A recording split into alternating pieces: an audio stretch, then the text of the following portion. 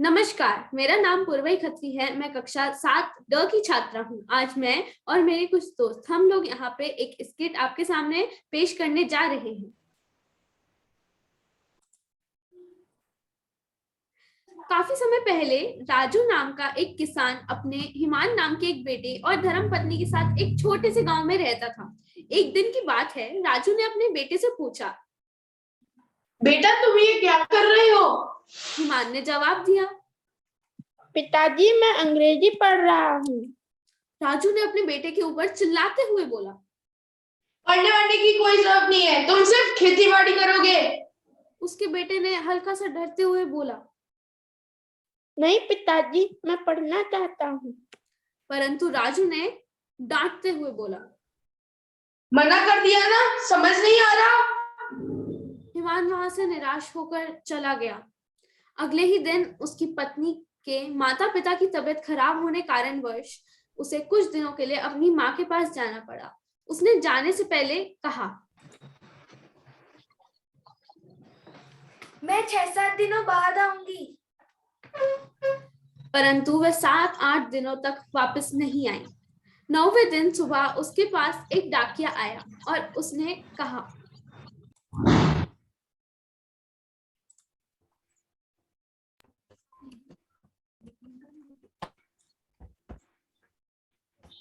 नमस्ते, मैं आपके लिए एक खत लेकर आया हूँ। कृपया यहाँ पर दस्तखत कर दीजिए। राजू ने कहा, मुझे दस्तखत करने नहीं आते, मुझे तो अंगूठा लगाना आता है। राजू ने अपना अंगूठा लगाया और खत ले लिया, परंतु उसे खुद से पढ़ना कहाँ आता था। उसने पूरे 3 घंटे कोशिश करी, परंतु वह खत नहीं पढ़ पाया। उसने जो कोई गांव में एक नया लड़का देखा, तो उसने उस लड़के से पूछा, अरे ओ सुनो तो जरा, प्लीज ये खत मेरे लिए पढ़ दो।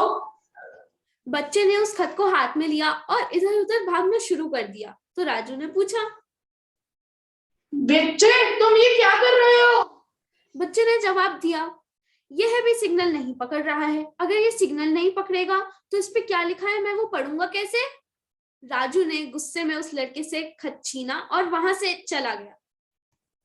अगले दिन राजू अपने एक मित्र के घर गया और उनसे दरखास्त की कि वो उसके लिए वो खत पढ़ दें। भाई ये कौन सी भाषा है? तुम्हें तो पता ही है मुझे पढ़ना नहीं आता है। वह निराशी से अपने घर के रास्ते पे जा रहा था। वहीं उसे वह डाकिया मिल गया जिसने कल उसे वह खत दिया था। उसने जल्दी से उस डाकिये को रोका और पूछा,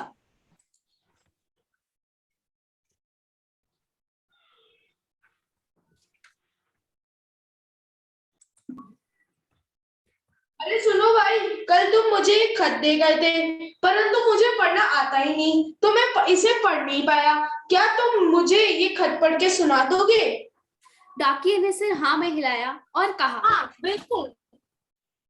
उसने खत हाथ में लिया बिल्कुल मैं और आप भी पढ़ देता हूँ। उसने खत हाथ में लिया और पढ़ना प्रारंभ किया। नमस्ते, नमस्ते, मैं हीना आपकी धर्मपत्नी। ये मैं ये खत इसलिए लिख रही हूँ क्योंकि मेरे माता पिता की तबीयत अब और खराब हो गई है, इसलिए मैं अब 10 से 15 दिन बाद आऊंगी और अपना और ईमान का ख्याल रखिएगा।